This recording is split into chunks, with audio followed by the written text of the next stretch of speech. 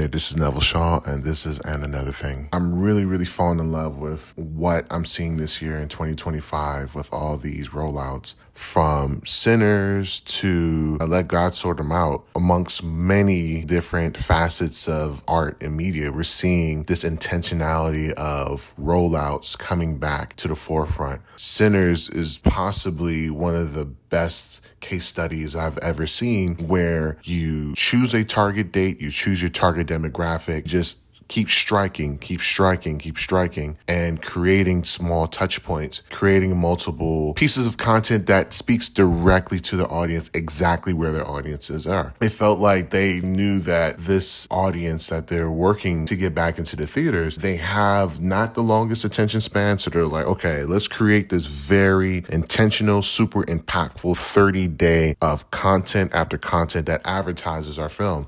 And I remember the best thing they did was when they had Ryan do that video with Kodak where he broke down the importance of why you needed to see Sinners in theaters. I don't think there was such a smart, strategic approach to telling this audience of the 21st century why they need to get back into the theaters. Before, it was more so, hey, we need to get back to having you guys sit in these seats and watch this thing on the big screen. But everyone could watch movies and shows and content from home. So how are you persuading them to leave the comforts and the safety? Because we've also seen sometimes going to the theaters has been kind of risky. It has been sometimes dangerous with all the violence that's going on in this country. So that video that Ryan Coogler did with Kodak, where he was breaking down not only how did they shoot it, they spoke to the intentionality of why they shot it the way they did,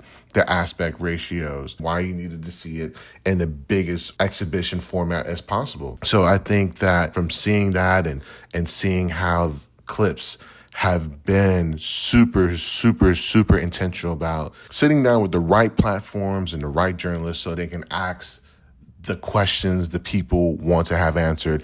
And for some reason, as a fan of clips, I watched all of it and it doesn't feel repetitive. It doesn't feel like I'm hearing the same answers over and over. It just felt like this one conversation being expounded upon. We can see how many bits of content they're creating to promote something. And then you now have that seed planted, reminding you of the date of the release date. So when the release date comes around, you can be convinced to leave, once again, like I said, the comforts of your home, the safety of your residences, and go out to watch it in the theaters. And I think that's just going to be the way of the future.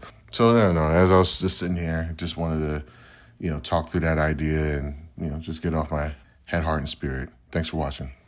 Peace.